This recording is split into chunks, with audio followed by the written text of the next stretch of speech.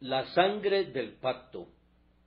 Y el Dios de paz, que resucitó de los muertos a nuestro Señor Jesucristo, el gran pastor de las ovejas, por la sangre del pacto eterno, os haga aptos en toda obra buena para que hagáis su voluntad, haciendo Él en vosotros lo que es agradable delante de Él por Jesucristo, al cual sea la gloria por los siglos de los siglos.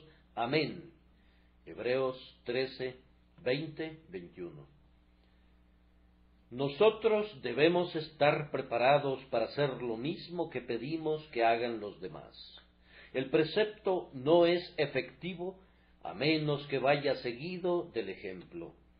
El apóstol había exhortado a los creyentes hebreos para que oraran por él con palabras, orad por nosotros, y luego, como para mostrar que él no les estaba pidiendo algo que él mismo no estuviera dispuesto a dar, pronuncia esta extraordinaria oración por ellos. Quien puede pedir con toda confianza a su congregación, orad por nosotros, es el que ora con toda su alma y con toda vehemencia por esa congregación. La oración del apóstol, como ustedes pueden observar, está teñida del tema sobre el cual había estado escribiendo. Esta epístola a los hebreos está llena de distinciones entre el antiguo pacto y el nuevo, y su esencia es demostrar que el pacto antiguo era únicamente un tipo de la dispensación permanente que lo siguió, pues únicamente tenía la sombra y no la misma imagen de las cosas celestiales. Su tema había sido el pacto, y cuando oró, todos sus vestidos exhalaban mirra, áloe y casia, perfumes a los que sus meditaciones lo habían conducido. Conforme a la naturaleza de sus pensamientos, así era la expresión de sus deseos. Él tejió en la textura de su oración las meditaciones de su corazón. Y este es un método muy correcto, especialmente cuando la oración es pública, pues asegura la variedad, ayuda a otras personas a estar unidas con nosotros y tiende a la edificación.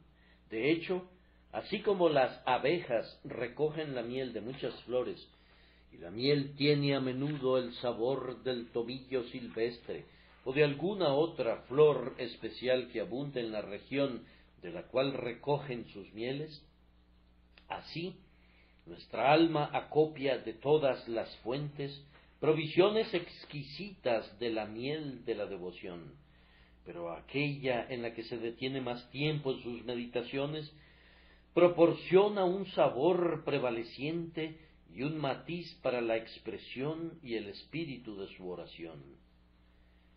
¿Qué era más natural que el mensaje sobre el pacto fuera seguido por esta oración basada en el pacto, y el Dios de paz que resucitó de los muertos a nuestro Señor Jesucristo, el gran pastor de las ovejas, por la sangre del pacto eterno, os haga aptos en toda obra buena, para que hagáis su voluntad?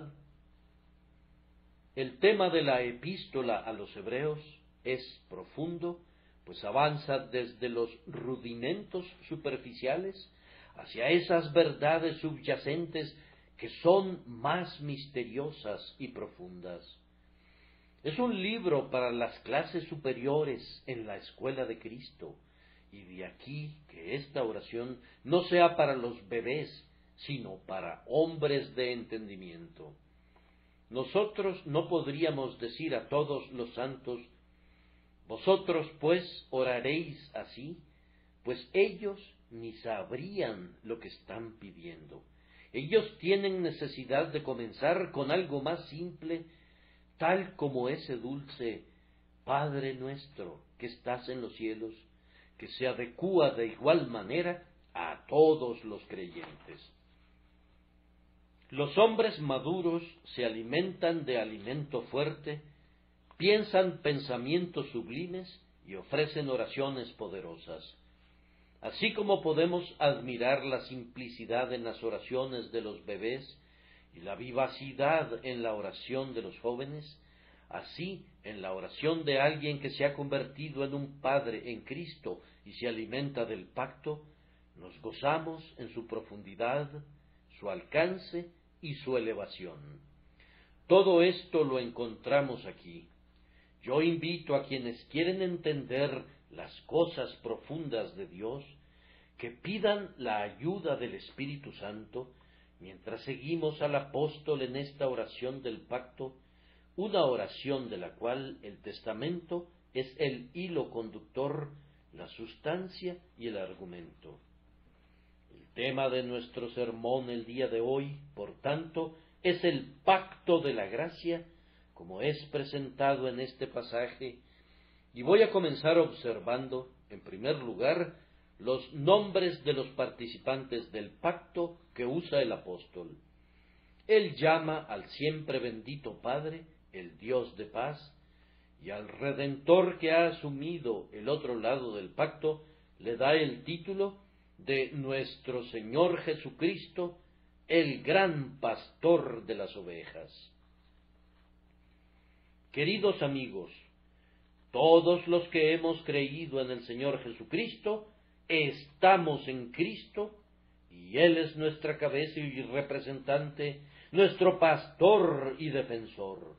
Él hizo un pacto con el Padre a favor nuestro sobre este tenor, que habiendo pecado nosotros, debe recompensarse plenamente la justicia lesionada, y la ley de Dios debe ser honrada en su totalidad. El Padre, por su parte, estipula otorgarnos todo el perdón, la aceptación, la adopción y la vida eterna. Ahora, el pacto ha sido cumplido por parte de Cristo. El texto nos asegura eso, pues Jesús, de conformidad a su promesa, derramó su sangre, y ahora al compromiso sólo le falta el cumplimiento por parte del Padre Eterno, y bajo ese aspecto del pacto, el apóstol llama al Padre el Dios de paz. ¡Cuán precioso nombre! Bajo el pacto de obras, Él es el Dios de venganza para los pecadores. Él es 3 veces santo Dios, terrible fuera de sus santos lugares. Nuestro Dios es un fuego que consume, y sin embargo para nosotros, viendo que el acuerdo ha sido cumplido de nuestro lado por nuestro grandioso representante y cabeza, Él es únicamente el Dios de paz. Cristiano, todo es paz entre tú y Dios. No hay ningún terreno de contienda que permanezca del pasado, ni ningún temor que se levante alguno nuevo. El pacto eterno garantiza la paz eterna. Él no es el Dios de una tregua falsa, no es el Dios de un olvido parcial de agravios que permanecen sin perdón, sino el Dios de paz en el sentido más profundo.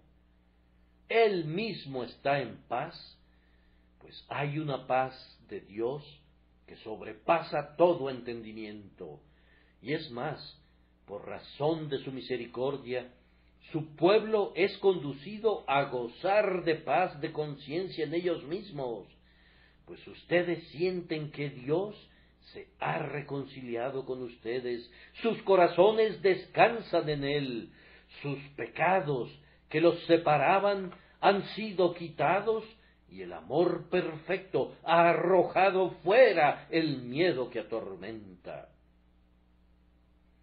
Mientras el Señor está en paz consigo mismo, tú eres llevado a gozar de paz interior por medio de Él, y Él también está en paz contigo, pues Él te ama con un amor inescrutable. Él no ve otra cosa en ti excepto aquello en lo que se deleita, pues por el pacto Él no te ve como eres en ti mismo, sino en tu cabeza, Cristo Jesús, y para el ojo de Dios no hay ninguna vista en el universo tan amable como su propio amado Hijo y su pueblo en su Hijo.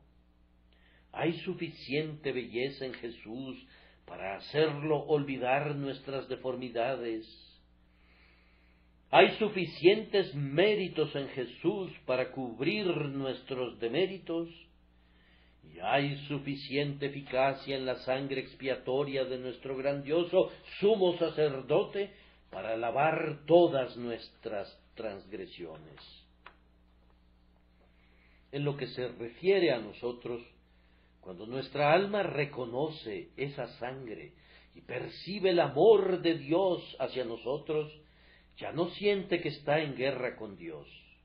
Nosotros nos rebelamos una vez, pues lo odiábamos, y aún ahora, cuando la vieja naturaleza muerde el freno y la voluntad de Dios se contrapone a nuestros deseos, no nos resulta fácil inclinarnos ante Él y decir: te alabo, Padre, Señor del cielo y de la tierra, porque así te agradó. Pero entonces la nueva naturaleza pasa al frente y ciertamente manda y gobierna, y toda contienda en el corazón entre nuestra alma y Dios llega a su fin. Para nosotros, el Señor es, en el sentido más amplio y más perfecto, el Dios de paz. ¡Ah! ¡Cómo amo ese nombre! Él mismo es el Dios pacífico y feliz, sereno y tranquilo, y nosotros somos conducidos a sentir una paz interior que sobrepasa todo entendimiento, que guarda nuestros corazones y nuestras mentes. Dios está en paz con nosotros, declara que nunca estará airado con nosotros, ni nos va a reprender, y nosotros nos gozamos en Él, nos deleitamos en su ley, y vivimos para su gloria. A partir de este momento, en cada hora de angustia, miremos al Señor bajo este nombre alentador, el Dios de paz, porque el pacto lo revela como tal. El apóstol consideró el otro gran participante del compromiso y lo llama nuestro Señor Jesucristo, el gran pastor de las ovejas.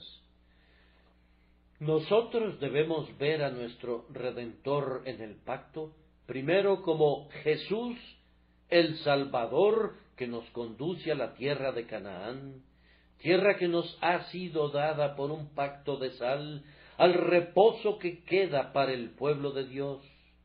Él es también el Señor Jesús, en toda la dignidad de su naturaleza, exaltado muy por encima de los principados y potestades, que debe ser obedecido y adorado por nosotros.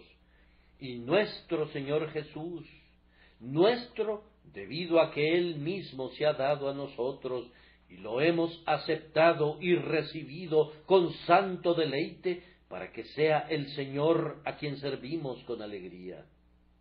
Nuestro Señor Jesús, porque Él nos salva.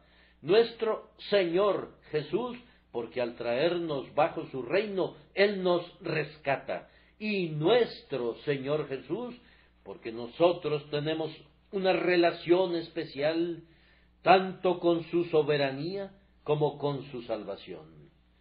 Nosotros no consideramos generalmente lo apropiado de los nombres de nuestro Señor, no notamos la instrucción que intentan darnos los escritores que los usan, ni ejercitamos la suficiente discreción en el uso de ellos.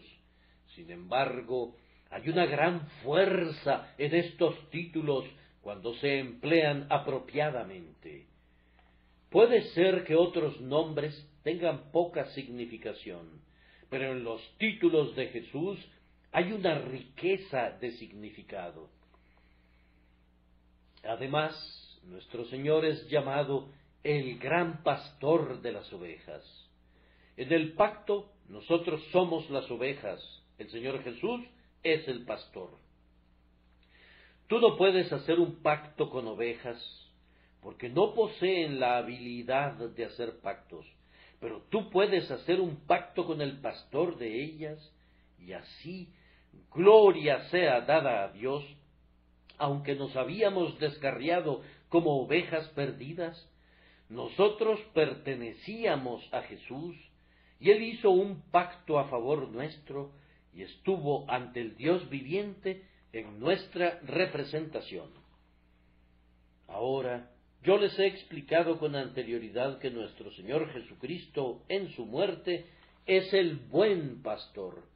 El buen pastor da su vida por las ovejas y de esta manera muestra su bondad, que en su resurrección Él es el grandioso pastor, como lo vemos en el texto, pues su resurrección y su retorno a la gloria manifiestan su grandeza, pero en su segunda venida Él es el príncipe de los pastores, y cuando aparezca el príncipe de los pastores, entonces vosotros también seréis manifestados con Él en gloria. Allí Él muestra su superior soberanía. Nuestro Señor fue bueno al entregar su vida por las ovejas, y hay otros pastores a los cuales Él hace buenos, quienes en su nombre alimentan a sus corderos y ovejas. Cuando Él venga de nuevo la segunda vez, Él aparecerá con otros, el príncipe entre todos ellos, pero en su resurrección para nuestra justificación, en conexión con el pacto, Él está solo y ostenta el nombre de el gran pastor, ese gran pastor de quien ha hablado toda la profecía, en quien se cumplen todos los decretos divinos, ante quien todos los demás se desvanecen, quien está solo, como el único pastor de las ovejas en esa capacidad del pacto.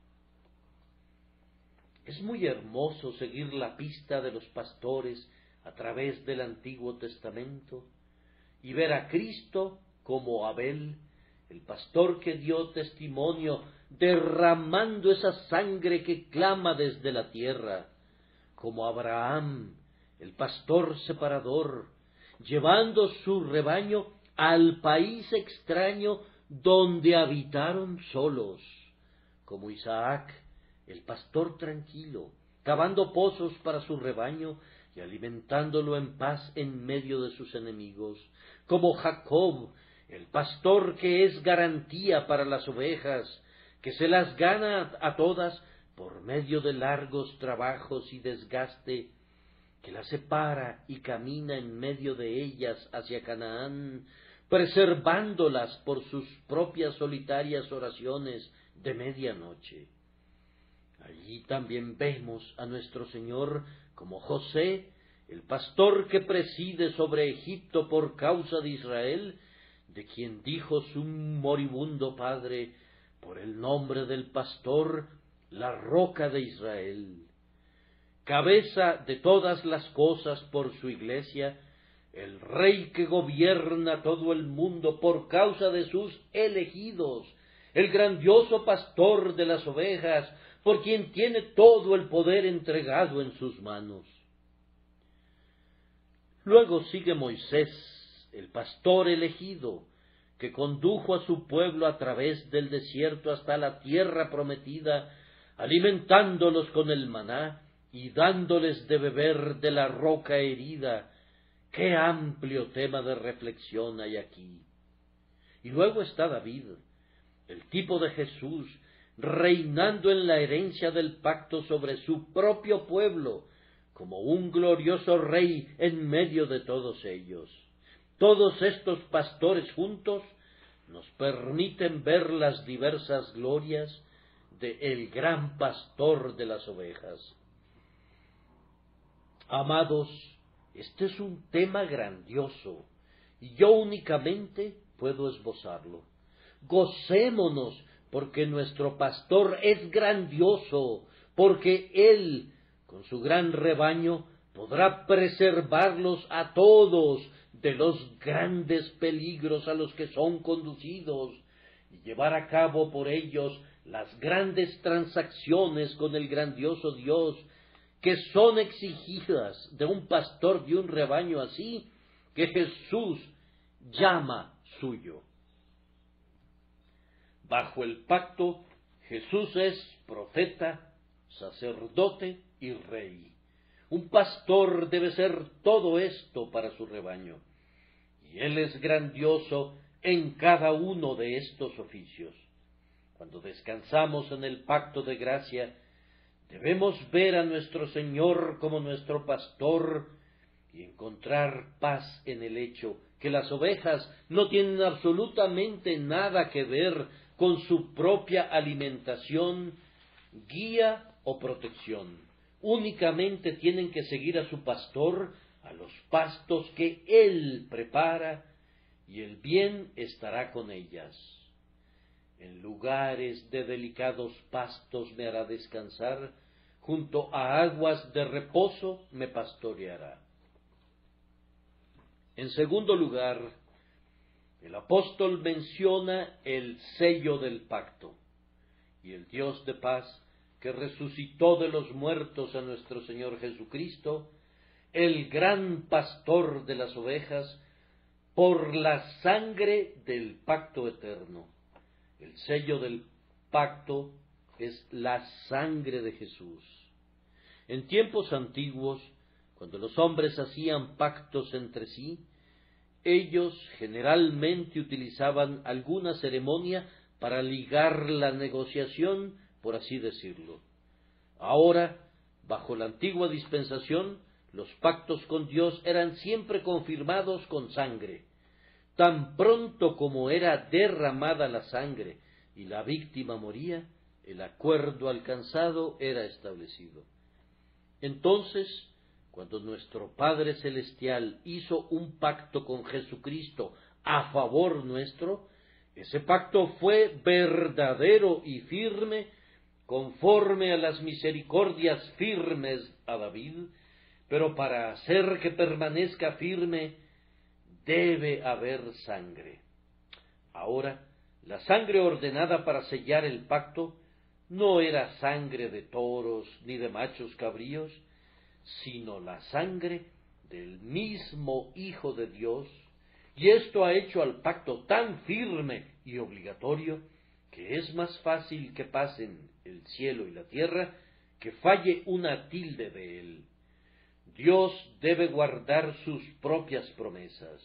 Él es un Dios libre, pero Él se obliga a sí mismo por dos cosas inmutables en las cuales es imposible que Dios mienta. Él se ha obligado a sí mismo a dar las bendiciones del pacto al rebaño representado por el grandioso pastor. Hermanos, ustedes y yo, como hombres honestos, nos obligamos por medio de nuestra palabra. Si hacemos un juramento, y yo espero que no lo hagamos, ciertamente nos sentiríamos doblemente obligados por él. Si hubiéramos vivido en los tiempos antiguos, y la sangre hubiera sido derramada sobre un acuerdo al que hubiéramos llegado, habríamos considerado ese signo solemne y no habríamos soñado en arrepentirnos del pacto. Piensen por un momento cuán imposible es que el Señor rompa alguna vez ese pacto de gracia que Él espontáneamente hizo con su propio Hijo y con nosotros en Él, ahora que ha sido rociado con la sangre proveniente de las venas de su propio Hijo bien amado. No, el pacto es eterno, permanece firme para siempre, porque está confirmado por una sangre que es nada menos que la sangre del Hijo de Dios. Recuerden también que, en nuestro caso, esa sangre no sólo confirmó el pacto, sino que realmente lo cumplió, porque la estipulación del compromiso era de esta manera: Cristo debía sufrir por nuestros pecados y honrar la ley divina. Él había guardado la ley en su vida, pero fue necesario, para el cumplimiento completo del pacto por parte suya, que también fuera obediente hasta la muerte, y la muerte de cruz.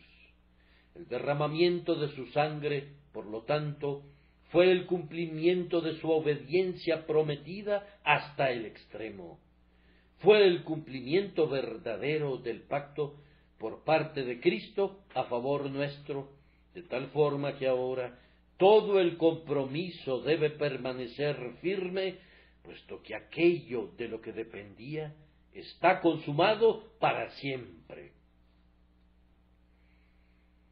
No sólo está ratificado con esa firma llena de sangre, sino que por medio de esa sangre es cumplido por parte de Cristo, y no puede ser que el Padre Eterno se retraiga del pacto por su parte, puesto que la obligación correspondiente a nosotros fue cumplida al pie de la letra por ese grandioso pastor de las ovejas que entregó su vida por nosotros. Por el derramamiento de la sangre, el pacto es convertido en un testamento. En algunas Biblias, el comentario al pie lo expresa como testamento, y a menudo, en otros casos, escasamente sabemos cómo traducir la palabra, si decir el Nuevo Testamento o el pacto. Ciertamente ahora es un testamento, ya que Cristo ha guardado su parte del pacto y Él quiere para nosotros lo que Dios le debe a Él, y Él nos traspasa por su muerte todo lo que le llega a Él como su recompensa, convirtiéndonos en sus herederos mediante un testamento validado por su muerte. Así que ustedes pueden decir testamento, si les parece bien, o pacto, si quieren, pero no olviden nunca que la sangre ha hecho seguro, ya sea el testamento o el pacto, para todas las ovejas de las que Jesús es el pastor.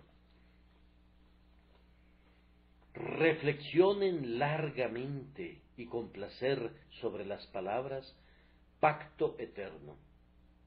Ciertos hombres en estos días declaran que eterno no quiere decir eterno, sino que indica un período que llegará a un fin tarde o temprano. Yo no estoy de acuerdo con ellos y no siento ninguna inclinación a renunciar a la eternidad del cielo y a las otras bendiciones divinas para complacer los gustos de hombres perversos que niegan la eternidad de los castigos futuros. La naturaleza humana se inclina hacia esa dirección, pero la palabra de Dios no, y siguiendo su huella infalible, nos regocijamos en el pacto eterno que permanecerá por siempre y para siempre. El pacto de obras no ha permanecido. Estuvo basado en la fuerza humana y se disolvió como un sueño. En la naturaleza de las cosas no podía ser eterno. El hombre no supo guardar la condición impuesta para él y se cayó al suelo. Pero el pacto de gracia dependía únicamente del poder y del amor y de la fidelidad de Cristo, quien ha guardado su parte del testamento y por tanto descansa únicamente en Dios, el fiel y verdadero, cuya palabra no puede fallar. Sería más fácil que él se despojase de su ser, que no cumpliera su promesa o la olvidara. Para siempre es su misericordia y su verdad por todas las generaciones. Él ha dicho, y haré con ellos pacto eterno, que no me volveré atrás de hacerles bien, y por tanto Él debe hacerles bien, pues Él no es hombre para que mienta, ni hijo de hombre para que se arrepienta. Así que el sello del pacto garantiza todas las cosas. Ahora tenemos que notar el cumplimiento del pacto, pues el Señor ha comenzado a cumplirlo, y el Dios de paz que resucitó de los muertos a nuestro Señor Jesucristo, el gran pastor de las ovejas, por la sangre del pacto eterno. Vean entonces que Jesucristo ha sido resucitado de los muertos por medio de la sangre del pacto. Aquí está la historia. Él hizo el pacto a favor nuestro, Él cargó con nuestro pecado y se comprometió a sufrir por ese pecado. Habiendo sido crucificado, Él entregó su vida y de la cruz fue llevado al sepulcro y allí estuvo en vil cautividad. Ahora, era parte del compromiso del lado de Dios el Padre que Él no abandonaría el alma de Cristo en el Seol, ni permitiría que su santo viera corrupción. Este acuerdo ha sido guardado fielmente. Cristo nos representó en la cruz a todos los que creemos en Él. Nosotros fuimos crucificados en Él. Jesús también nos representó en el sepulcro, pues hemos sido enterrados con Él. Todo lo que le pasó a Él, le pasó también al rebaño. Ahora pues, ¿qué le ocurrirá al cuerpo de Jesús? ¿Mantendrá Dios su pacto? ¿Se comerá el gusano ese cuerpo hermoso o desafiará la corrupción? ¿Acaso sucederá que quien descendió al seno de la tierra nunca regrese? Esperen, es la tercera mañana, el tiempo prometido ha llegado. Todavía ningún gusano se ha atrevido a alimentarse de esa forma semejante a Dios, y sin embargo yace entre los muertos. Pero en la tercera mañana, el que dormía despertó como uno que ha sido refrescado por el sueño. Él se levanta, la piedra es removida, los ángeles lo escoltan a la libertad. Él sale al aire libre del huerto y habla a sus discípulos. Jesús, que se desangró, ha dejado a los muertos para no morir más. Él espera durante 40 días para permitir que sus amigos vean que realmente ha resucitado, pero tiene que elevarse más alto aún para ser llevado plenamente de regreso a sus honores anteriores. Le será fiel a Dios y lo ascenderá de regreso todo el tramo que tuvo que descender. Sí, pues en el monte de los olivos, cuando se cumple el tiempo, Él comienza a ascender cortando el aire que le rodeaba. Él se remonta desde el grupo de discípulos que le adoraban hasta que una nube lo recibe. Pero se remontará completamente hasta el punto desde el cual descendió. ¿Acaso obtendrá Él, en su propia persona, una recuperación total para su iglesia de toda la ruina de la caída? Véanlo cuando entra por las puertas que son de perlas. Cómo es bienvenido por el Padre. Vean cómo se eleva y se sienta en el trono del Padre, pues Dios lo ha exaltado también a lo sumo y le ha dado un nombre que es sobre todo nombre, para que en el nombre de Jesús se doble toda rodilla. Ahora observen por qué medios nuestro Señor regresó de los muertos a toda su gloria. Fue porque Él había presentado la sangre del pacto eterno. Cuando el Padre vio que Jesús había guardado toda su parte del pacto hasta la muerte, entonces Él comenzó a cumplir su porción del contrato, trayendo de regreso a su Hijo del sepulcro a la vida, de la vergüenza al honor, de la humillación a la gloria, de la muerte a la inmortalidad. Vean dónde está sentado ahora, esperando hasta que sus enemigos sean puestos por estrado de sus pies. Ahora, lo que ha sido hecho con Jesús ha sido hecho virtualmente con todo su pueblo, porque, observen, el Señor que resucitó de los muertos, no el Señor Jesús como persona privada únicamente, sino nuestro Señor Jesús resucitó como el gran pastor de las ovejas. Las ovejas están con el pastor. Pastor de las ovejas, ¿dónde está tu rebaño? Sabemos que tú lo has amado hasta el fin, pero tú te has ido. ¿Acaso lo dejaste en el desierto? No puede ser, pues está escrito: ¿quién nos separará del amor de Cristo? Escuchen al pastor que dice: Padre, aquellos que me has dado, quiero que donde yo estoy, también ellos estén conmigo. Porque yo vivo, vosotros también viviréis. Donde yo estuviere, allí también estará mi servidor. Amados, las ovejas nunca están lejos de ese grandioso pastor de las ovejas.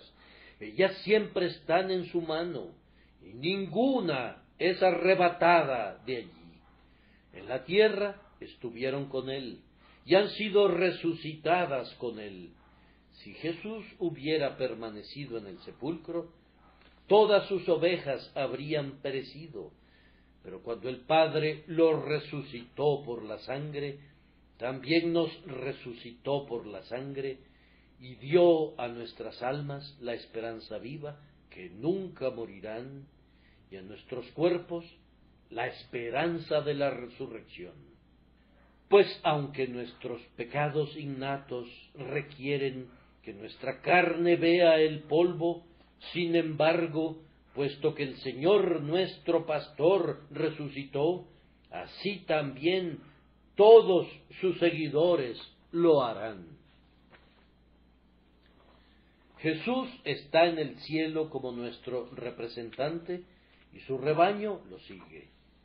Yo quisiera que ustedes pudieran visualizar las colinas del cielo levantándose desde estas tierras bajas. Nosotros nos estamos alimentando aquí por un rato bajo su ojo protector, y por allá hay un río que corre al pie de las colinas celestiales que nos separa de los pastos del cielo. Uno a uno, nuestros seres queridos están siendo llamados por la voz del buen pastor para que atraviesen la corriente, y ellos cruzan el río a su llamado con placer, de tal forma que se puede ver una larga fila de sus ovejas pasando la corriente y subiendo por la colina donde se encuentra el pastor que las recibe. Esta línea une al rebaño que está arriba con el que está abajo, formando de esta manera un solo grupo. ¿Acaso no ven que están continuamente subiendo a él, pasando nuevamente bajo la mano de aquel que les dice que sean alimentadas por el Cordero y que reposen para siempre allí donde los lobos no pueden llegar nunca? De esta forma, su único rebaño está en este momento con su pastor, pues para él es una sola pastura, aunque a nosotros nos parezca dividida por el torrente del Jordán. Cada una de las ovejas está marcada con la sangre del pacto eterno. Cada una de ellas ha sido preservada porque Jesús vivió. Y así como Él fue resucitado de los muertos por la sangre, lo mismo debe ocurrir con ellas, pues eso establece el pacto. Queridos amigos, recuerden entonces que el castigo del rebaño fue soportado por el pastor, que el rebaño murió en el pastor, y que el rebaño vive ahora porque el pastor vive. que la vida de ese rebaño es por consiguiente nuestra vida, que Él traerá a todas sus ovejas que todavía no han sido llamadas, sacándolas de su muerte en el pecado, así como Él ha resucitado de su propia muerte, que Él conducirá hacia adelante y hacia arriba a quienes son llamados de la misma forma que Él fue hacia adelante y hacia arriba del sepulcro al trono, que Él los preservará a todos a lo largo de todo su camino, así como Él fue preservado por la sangre del pacto eterno, y que Él los perfeccionará, así como Él es perfecto.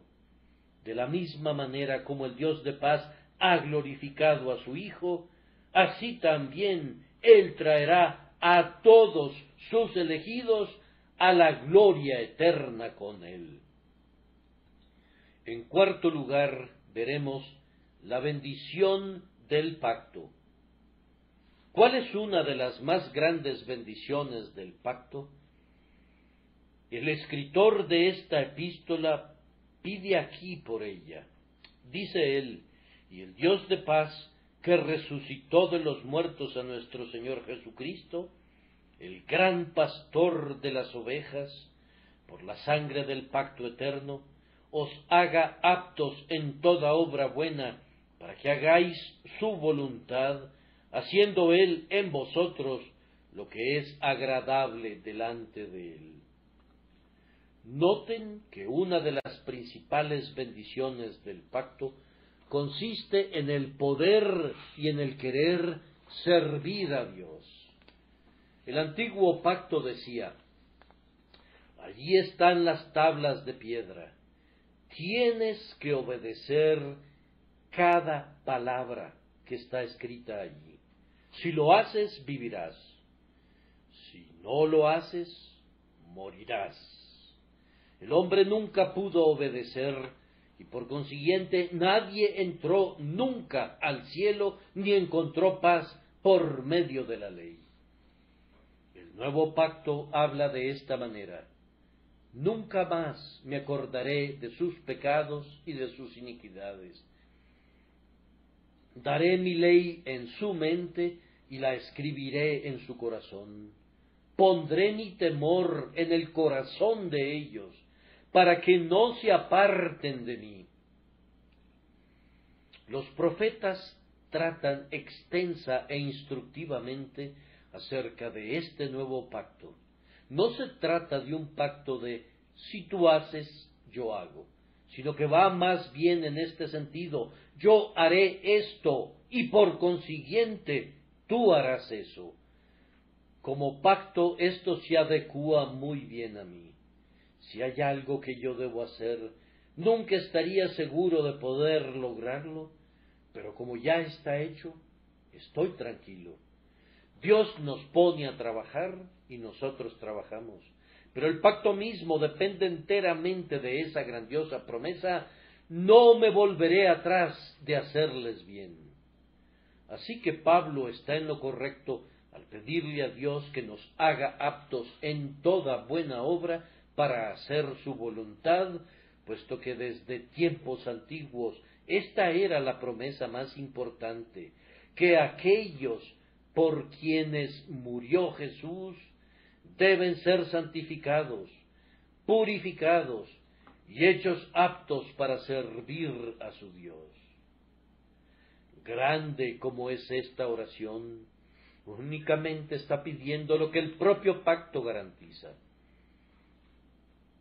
Tomando el texto palabra por palabra, yo percibo que la primera bendición solicitada por el apóstol es aptitud para el servicio divino, pues la palabra griega no es os haga perfectos, sino aptos, idóneos, preparados, capacitados para.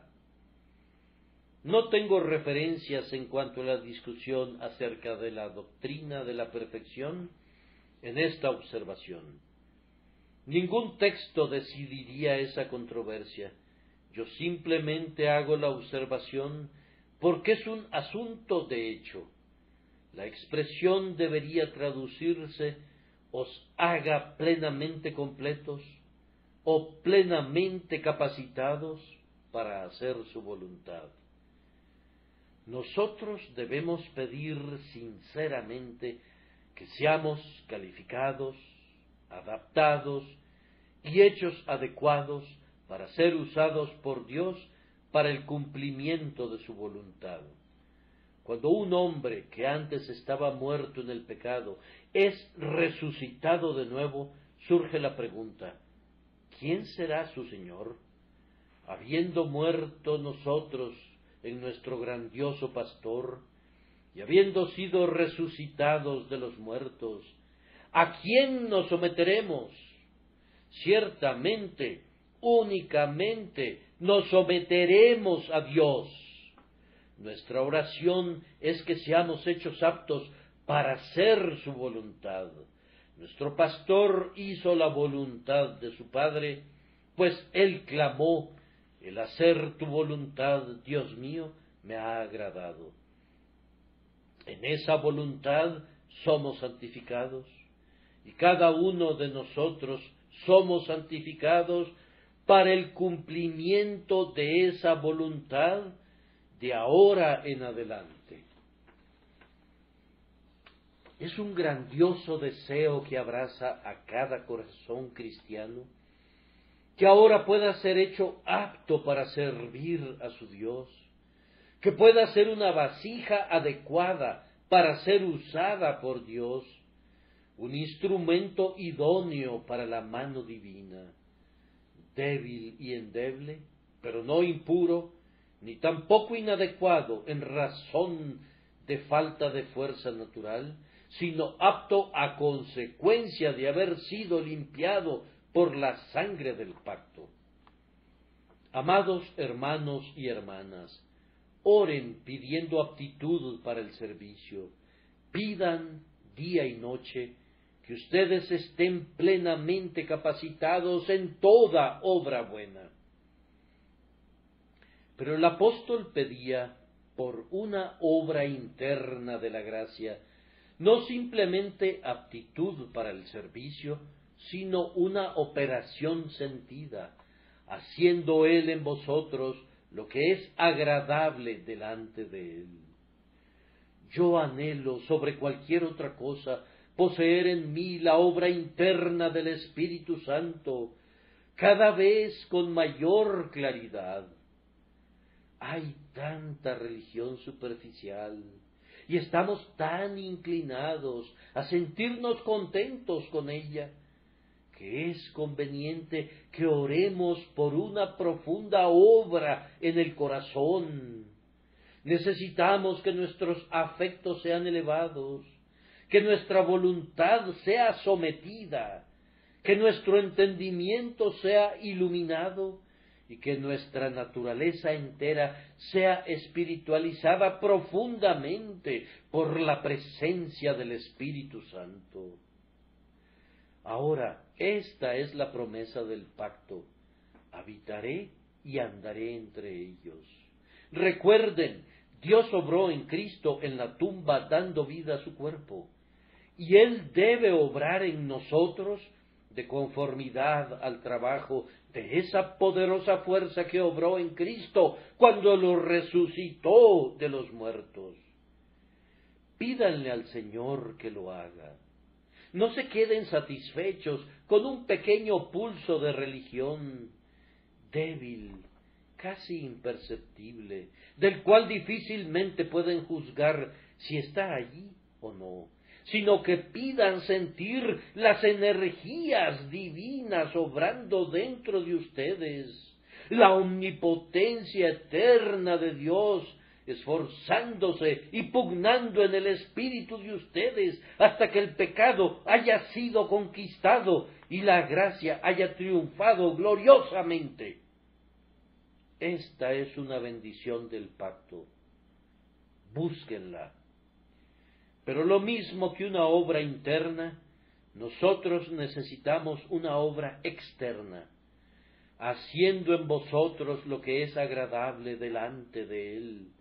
Esto no es un asunto sin importancia cuando recuerdan que ninguna otra cosa, excepto la santidad perfecta, puede agradar a Dios.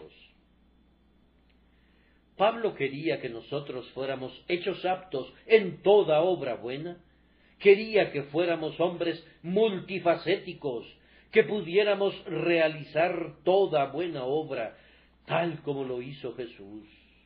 Deseaba que fuésemos calificados para ocupar cualquier situación y cualquier posición. Cuando Jesucristo resucitó de los muertos, fue visto. No sólo hubo un secreto reavivamiento en él, sino una vida visible.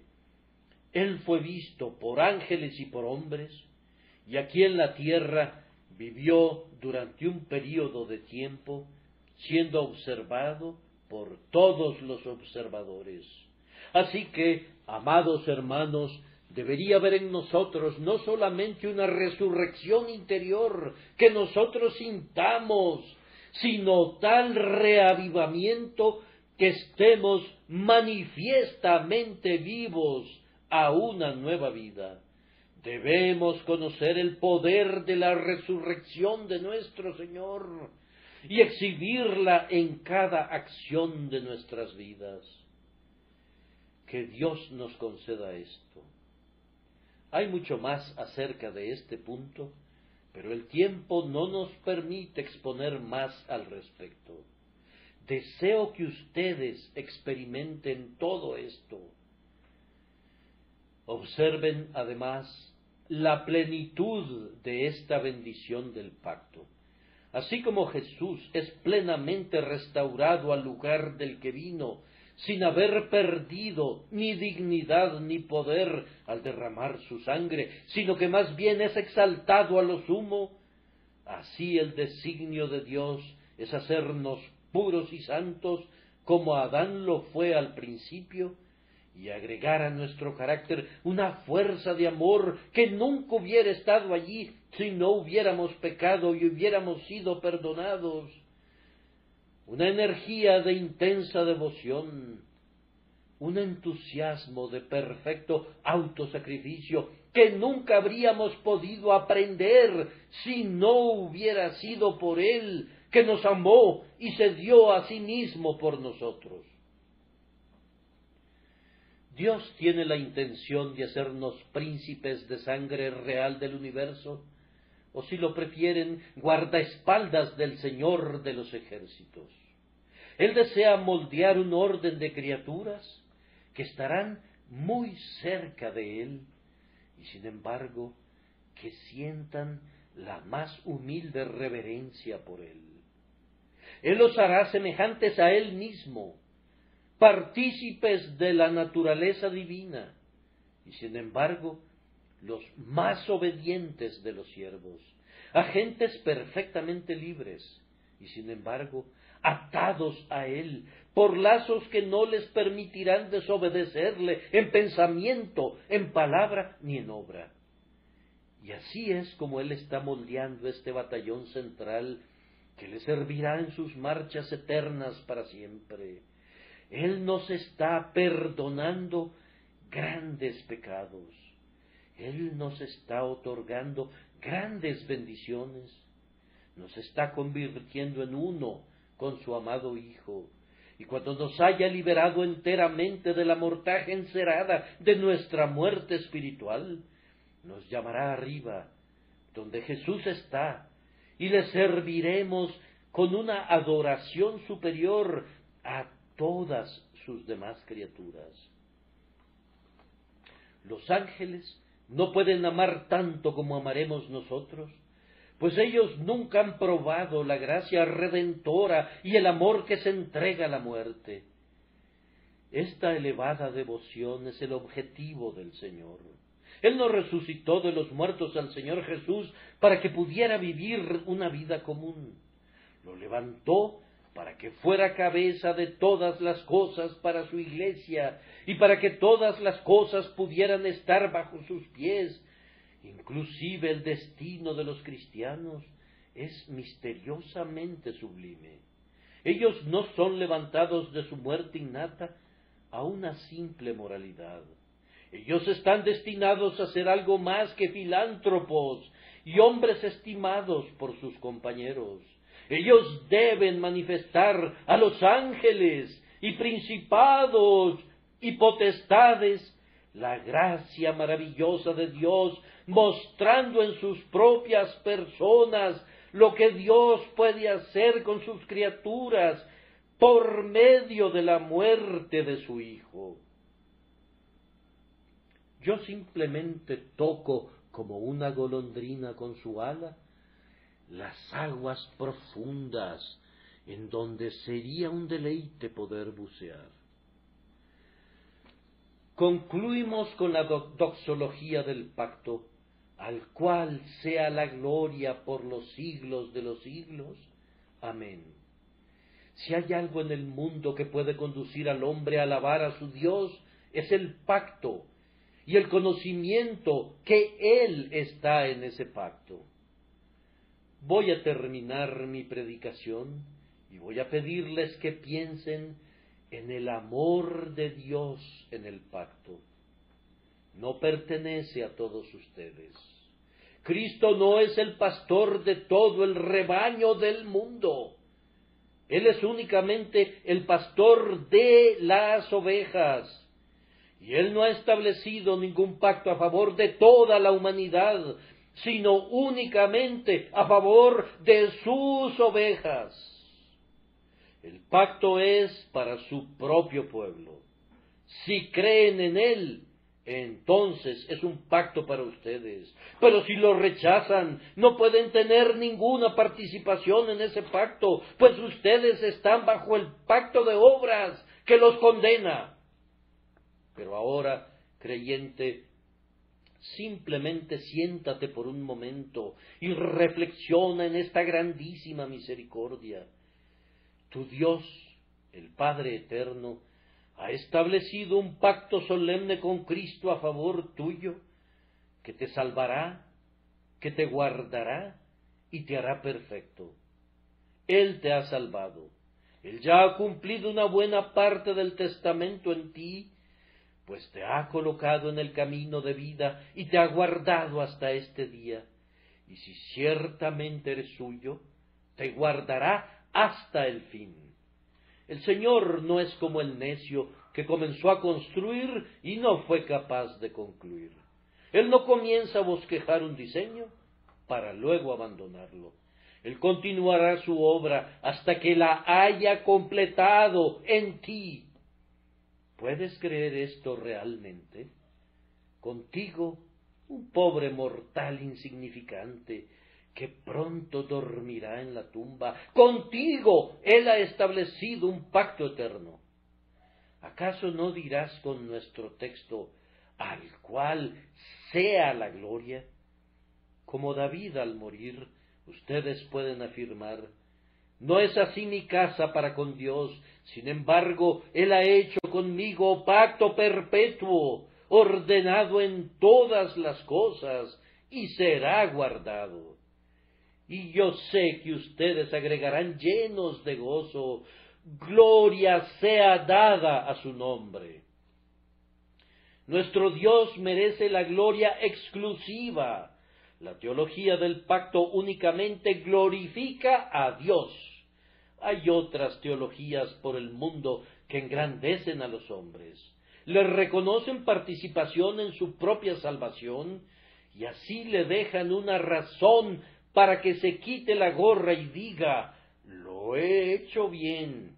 Pero la teología del pacto hacia el hombre a un lado, y lo hace deudor y receptor, lo hunde, por decirlo así, en el mar de gracia infinita y de favor inmerecido, y lo hace renunciar a toda jactancia, callando la boca que se pudo haber jactado, al inundarla de amor, de tal forma que no puede expresar ninguna palabra de vanagloria.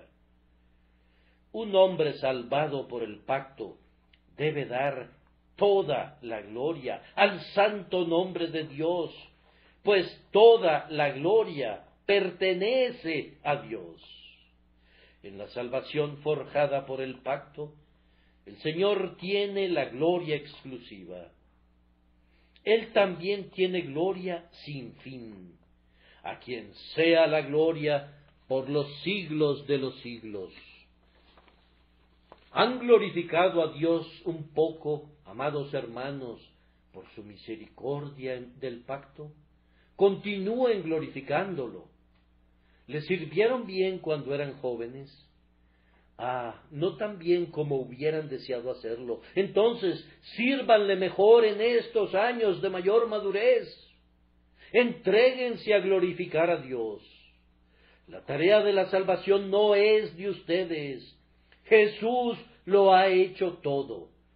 Ustedes pueden cantar: tengo un cargo que cumplir, a Dios debo glorificar. Pero necesitarán agregar: por salvar un alma que nunca muere y hacerla apta para el cielo.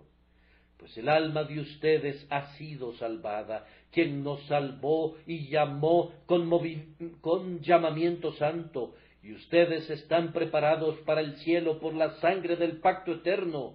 Pues Pablo dice: dando gracias al Padre, que nos hizo aptos para participar de la herencia de los santos en luz.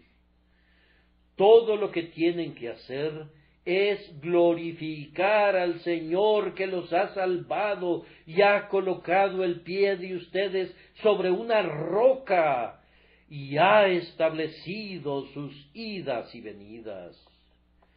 Ahora, entréguense a ello con todo su corazón. Tu cabello se está volviendo cano, querido hermano. Con toda tu experiencia debes glorificar a Dios ahora más que nunca. Pronto estarás allá arriba, en la tierra de los vivientes. Ya no alabes más al Redentor a un ritmo agonizante y pobre, pues te queda un corto tiempo aquí. Y cuando subamos arriba de estas nubes, ¿cómo engrandeceremos a nuestro Dios del pacto? Yo estoy seguro que no voy a sentir que mis poderes son lo suficientemente capaces, aún en el cielo, para expresar mi gratitud por su sorprendente amor. No me sorprende que el poeta diga: la eternidad es demasiado corta para expresar la mitad de su alabanza. Hay gente que tiene problemas con esta expresión y dicen que es una exageración. ¿Cómo quisieran que hablen los poetas? ¿Acaso no les están permitidas las hipérboles? Yo, inclusive, podría argumentar que no es una hipérbole, pues ni el tiempo ni la eternidad pueden expresar todas las alabanzas del infinito Jehová. Oh, que 1000 lenguas cantaran las alabanzas de nuestro grandioso Redentor. Esta será la nota más dulce de toda nuestra música: el pacto hecho con el Señor de David, ordenado en todas las cosas, el pacto con ese grandioso pastor de las ovejas, por el cual cada oveja fue preservada y guardada, y llevada a los ricos pastos de gloria eterna. Nosotros cantaremos en el cielo acerca del amor del pacto. Este será nuestro último cántico en la tierra y el primero en el paraíso. El pacto sellado con sangre. Cómo quisiera yo que los ministros de Cristo difundieran cada vez más a lo largo de toda Inglaterra esta doctrina del pacto. Quien entiende los dos pactos ha descubierto la médula de toda la teología, pero quien no conoce los pactos no sabe prácticamente nada del Evangelio de Cristo.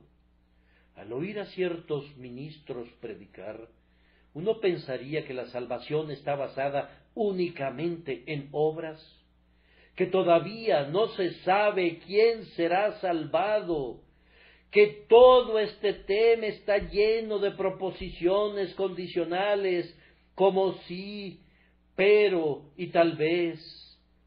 Pero si comienzas a darles, así será hecho, y propósitos, y decretos, y promesas, y juramentos, y sangre, entonces te llaman calvinista.